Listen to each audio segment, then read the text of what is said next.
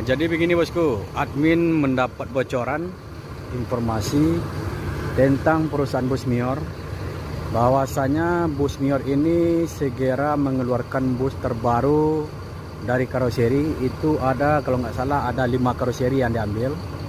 Yang pertama ada karoseri Morodari Prima, Valender atau New Armada, dan Tentrem, Adiputro dan Laksana bosku.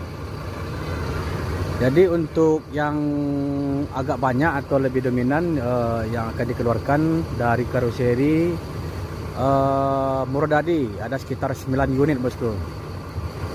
Untuk Mior terbaru diambil dari Morodadi 9 unit, Tentrem sekitar 5 unit, dan Adiputro pokoknya ada sekitar 18 unit informasinya yang akan